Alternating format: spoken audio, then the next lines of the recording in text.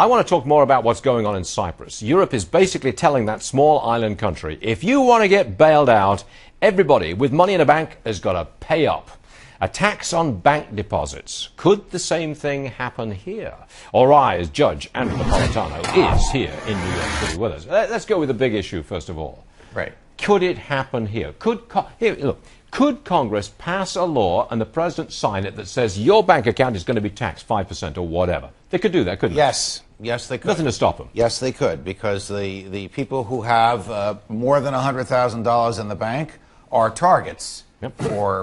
For any government that's looking for money to shore up its own inability to manage its finances. Well, in the case of Cyprus, it's people with any money in the bank. You're going to have $10 and they're going to tax it. Correct. So the deposits are guaranteed. The deposits are insured, so that when you put $1 or €1 in the bank, you're going to get the dollar or the euro back. But not in Cyprus. They've breached that principle. Correct. Apparently they will breach the principle because they, just like the American Congress, think they can write any law and regulate any behavior and change any law.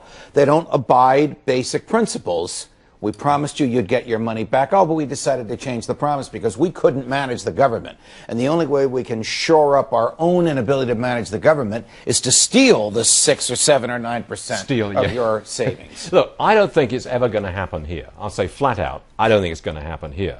The worry is that over there's going to be a run on the banks in Cyprus, and other heavily indebted countries like Spain and Italy will also have a run on the banks. You informed me that the banks are closed at the moment. They are in Cyprus, yes. Stuff came up in Cyprus over the weekend. What happens when the banks open? Is it he who gets there first gets the cash? Because you know that they don't have cash in the bank equivalent to all the deposits that have been made there. Well, Charles that would be inconceivable. True, but Charles has told us earlier that the authorities in Europe will stand behind the banks in Cyprus and ship in a ton of money. And by the way, guys, I'm sure they'll also put some sort of limits on what you can actually take out, perhaps, you know. I mean, at any one time, maybe. But at this point, it's already out of the bag, Judge. They can't back down. The official vote's coming tomorrow, but they can't back down because there's going to be a run in the bank either way. If the Parliament of Cyprus basically says to those socialists in Brussels, go take a hike. We're sorry we joined the EU. We're not going along with this. Well, then they really would have a banking collapse. Right. The banks would collapse. They do not get the bailout money, which is the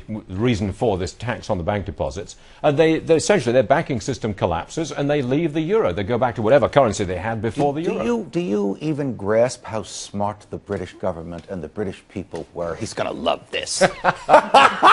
Well, stay out of the euro. Yes. And if you're in, get out. I think what's happening in Cyprus is another step towards the breakup of the euro as we know it. That's what I think. I think so. Isn't there some political party starting in Berlin, of all places, to get Germany out of the euro because they're funding so much of this? Why should the Germans keep on paying for everybody else who's so deeply in debt? I really don't know how anybody other than a socialist could give an answer to that. Which politician can win election in Germany saying, yes, we will provide our money for everybody What happens if the government in Cyprus goes along with this and the people throw the government in Cyprus out? It's a parliamentary system.